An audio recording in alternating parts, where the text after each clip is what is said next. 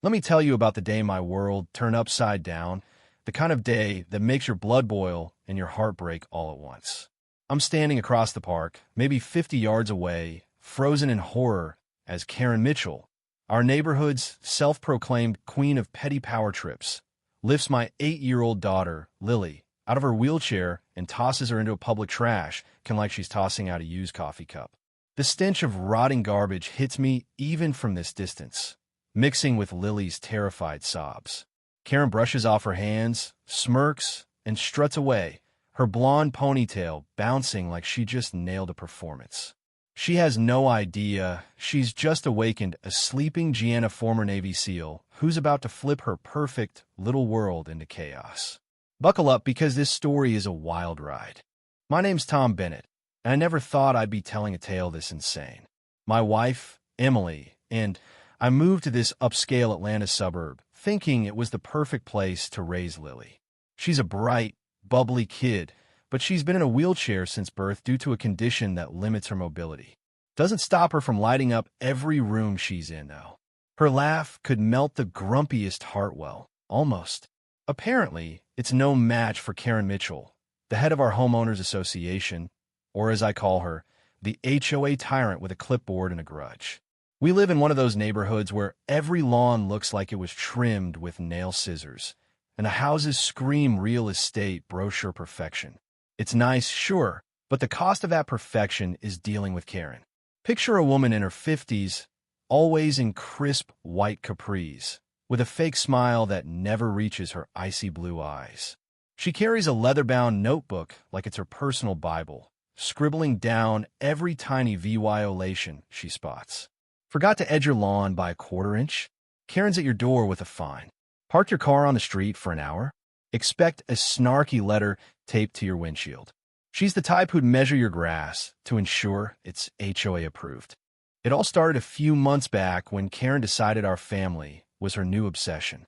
See, Lily's wheelchair sometimes sits in our front yard when we're helping her in or out of the house. It's not some rusty eyesore, it's a sleek, custom piece that gets her where she needs to go. But to Karen, it's a blight on her pristine neighborhood aesthetic. One morning, I'm sipping coffee on the porch when I see her marching up our driveway, heels clicking like a ticking bomb. She hands me a letter, her lips pursed like she's biting a lemon. "Mr. Bennett," she says, her voice dripping with fake sweetness, "your daughter's equipment is cluttering the yard. It's against HOA regulations. Remove it, or you'll be fined." I am stunned. "Karen, it's a wheelchair. Lily needs it to get around. Where do you suggest we put it?" She shrugs like it's not her problem. "Inside, out of sight. This neighborhood has standards, and you're not meeting them." Then she spins on her heel and leaves, Leah VYing me holding a piece of paper threatening a DULA 100 fine. I try to laugh it off. I've faced worse than a busybody with a power trip tried dodging bullets in a war zone. But Emily's Lee VYD when I show her the letter. "She's targeting us because of Lily," she says, her voice trembling. "This is personal." I tell her we'll handle it. Keep the peace. We moved here for Lily's sake, not to start wars with neighbors. But Karen doesn't let up. She starts showing up unannounced, peering over our fence like a vulture. One day, I catch her snapping photos of Lily's Toysa plastic pony here, a sparkly ball there. "These are violations," she snaps when I confront her. "Clean it up, or I'll escalate this to the board." The board, by the way, is just her and a couple of her lackeys who nod along to her every whim. I try reasoning with her at her over-decorated Lee VY-ing room, which she calls her office. Big mistake. She's sipping iced tea, lecturing me about community standards. I explain that Lily's condition means we can't just hide her wheelchair in the garage. Her response? If she can't get around without making a mess, maybe she shouldn't be out in public. I'm floored. Did she just say that about my kid? My fists clench, but I swallow the rage. I'm a SEAL, not a hothead. I walk out, vowing to handle this without losing my cool. But at home, Emily's worried about Lily. Our girls started to notice Karen's glares, the way she hovers when we're outside. It's dimming her smile, and that breaks my heart. I'm determined to protect her, but I'm not sure how yet.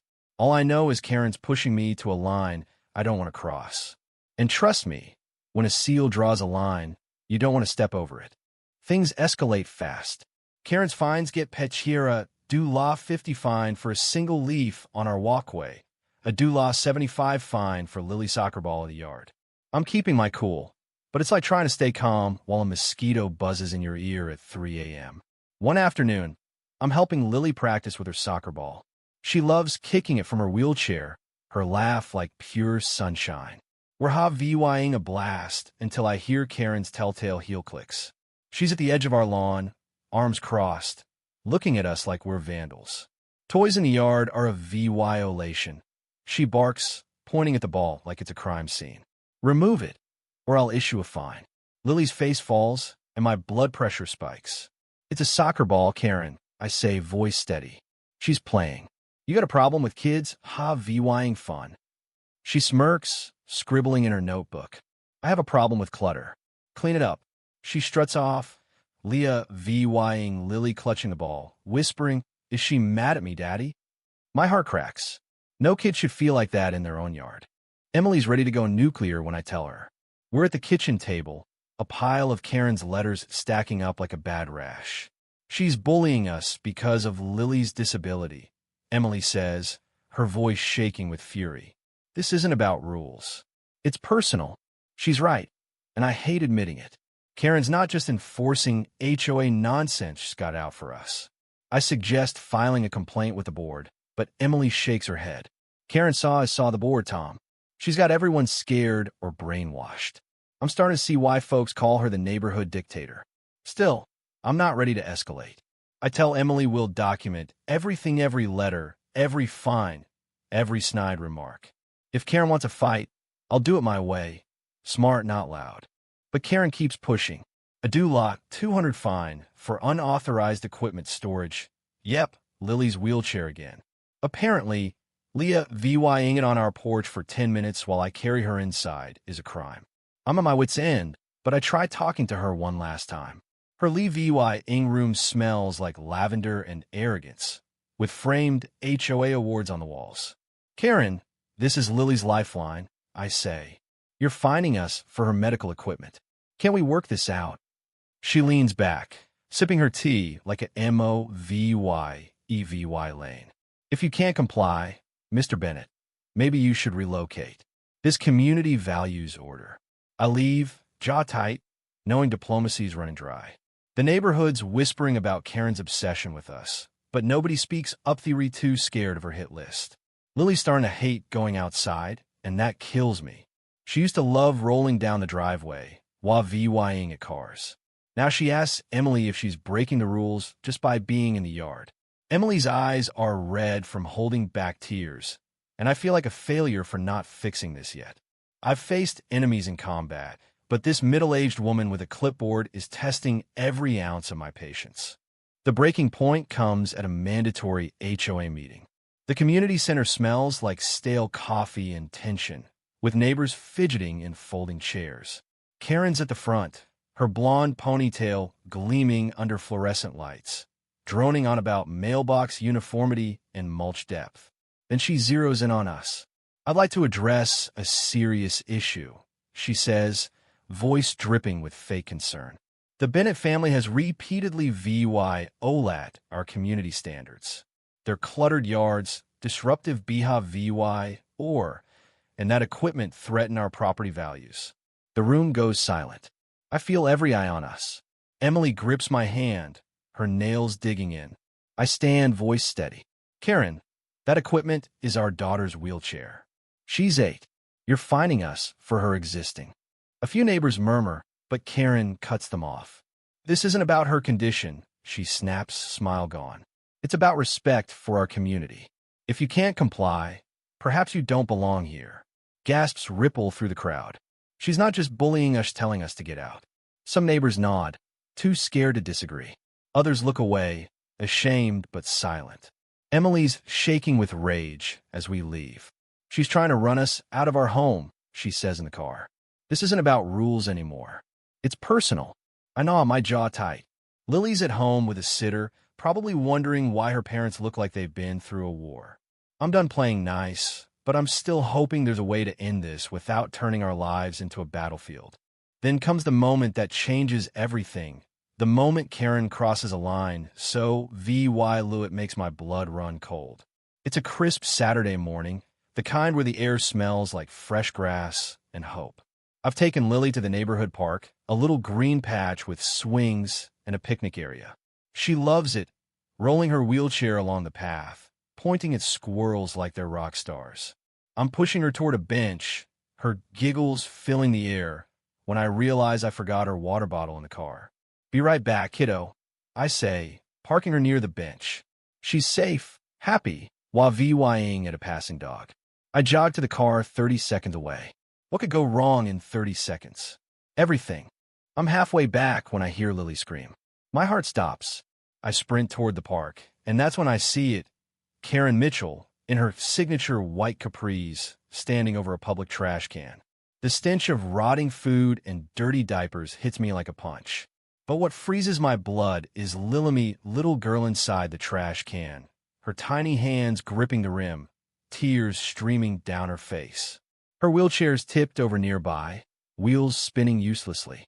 Karen's brushing her hands like she just finished a chore, her ponytail bouncing as she turns to leave. I'm 50 yards away, but I hear her voice, cold as ice. "If you like being out here, stay with the trash where you belong." Time slows. My SEAL training kicks in. Every detail burns into my brain. The rust stains on the trash can, the banana peel stuck to Lily's sleeve, the smug curl of Karen's lips. I'm running, boots pounding the grass, but it feels like I'm wading through mud. I reach Lily and pull her out, her body trembling against me. The smell of garbage clings to her clothes, but all I care about is her. "Daddy, she pushed me," she cries, burying her face in my chest. I'm shaking not from fear, but from a rage I haven't felt since the battlefield. I set Lily back in her wheelchair, wipe her tears, and whisper, "You're okay, sweetheart. Daddy's got you." Then I turn to Karen. She's halfway across the park, strutting like she owns it. "Karen!" I roar, my voice echoing. She freezes, then turns, her face a mix of annoyance and defiance. I storm over, every muscle screaming to unleash hell, but I stop short. I'm a SEAL, not a thug. "What the hell did you just do?" I demand, voice low and dangerous. She doesn't blink. "I was cleaning up the park," she says, like she's explaining a parking ticket. That chair was an eyesore, and frankly, she shouldn't be cluttering public spaces. Saw cluttering? Saw she threw my disabled daughter into a trash can and calls her Saw Clutter Saw? I take a step closer, and for the first time, I see a flicker of fear in her eyes. But she doubles down. "Teach her to stay out of the way, Mr. Bennett. Or next time, I won't be so gentle." My fists clench, knuckles white. "You'll regret this," I say, each word a bullet. She smirks and walks away, Leah VYing me standing there, my daughter sobbing behind me. I carry Lily home, my mind racing. Emily's at the door, and when she sees Lily's tear-streaked face and smells the garbage, she goes pale. "What happened?" she demands. I tell her, and her eyes blaze with a fury that matches mine. "That woman's a monster," she says, hugging Lily tight. "We're calling the police." I nod, but I'm thinking bigger. Karen's not just a bullish liability, and I'm not letting her get away with this. I've spent years defusing bombs and outsmarting enemies. Now it's time to use those skills on a suburban tyrant. First, I check the park security cameras. Luck's on my side. There's a camera pointed right at the trash can, and it caught everything. Karen's rant, the shove, the smirk. I download the footage, hands steady despite the anger boiling inside. Next, I call my old buddy Jake, a lawyer who owes me a favor from our Navy days. "This is assault, Tom," he says after watching the VY Deo, "and discrimination against a disabled minor. She's done." I also reach out to neighbors who've been burned by Karen's reign of terror. Mike, a guy who warned me about her, is the first to sign on. "She fined me Dula $300 for a cracked mailbox," he grumbles. I'm in. By nightfall, we've got a small army ready to take her down. The real battle happens at the next HOA meeting, and I make sure every neighbor shows up. The community center's packed, the air thick with tension and the faint smell of burnt popcorn. Karen's at the podium, spinning some nonsense about misunderstandings, but I'm ready. I plug my laptop into the projector, and up pops the footage in glorious high def. There's Karen, clear as day, yelling at Lily, show VYing her into the trash, and strutting off with that smirk. The room erupts gasps, whispers, even a few "oh my God" from the back. Neighbors who'd been too scared to cross Karen start spilling their stories. Mike stands up. She find me due law $500 for a birdhouse she didn't like. Another woman admits Karen threatened to tow her car over an oil stain. It's like the floodgates open, and Karen's empire crumbles right there. By the end of the night, a unanimous vote strips her of her HOA presidency. Her face? Picture a kid who just dropped their ice cream cone pure. Pathetic shock. But we're not done. The police charge Karen with assault and discrimination against a disabled, minor serious stuff. Jake files a CIVYL suit on behalf of Lily, and with the VY Deo as EVY Denke, Karen doesn't stand a chance. She tries playing the VY Tim, showing up at our house with crocodile tears and a half-baked apology. I was under stress, she whines, clutching her pearls. I shut the door in her face. No one's buying her act anymore, not even the judge. She's hit with hefty fines, community SARE VYC, and a restraining order to stay away from us.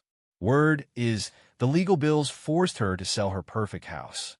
Last I heard, she moved to a condo across town, probably terrorizing a new set of neighbors. Good riddance, Karen. With Karen gone, the neighborhood breathes easy. The HOA needs a new leader, and somehow I get roped into the job. Me, a guy who'd rather grill burgers than argue about mailbox colors. But I take it on, rewriting the rules to make them fairer, especially for families like ours with special needs. No more fines for wheelchairs or kids' toys. At the first meeting I run, we vote to put a ramp in the park for Lily and anyone else who needs it. Seeing her roll down that ramp, laughing like her old self, is worth every second of this fight. She's back to VYing at neighbors, her confidence shining brighter than ever. The other kids even start a wheelie club to race with her. My girl's a rock star, and nobody's dimming her light again. Looking back, this wasn't just about beating Karen. It was about protecting what matters most. I thought my fighting days were over when I left the SEALs, but for Lily, I'd go to war 1,000 times. Emily and I sat down with her one night, explaining how we stood up for her. Her big eyes sparkled as she hugged us and said, "You're my heroes." That's when I knew we'd won more than a lawsuit. We'd shown our girl that nobody gets to make her feel small.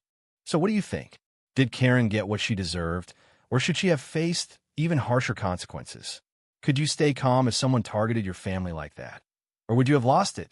Have you ever faced a bully like Karen in your own neighborhood? Drop a comment with your thoughts. I want to hear your stories.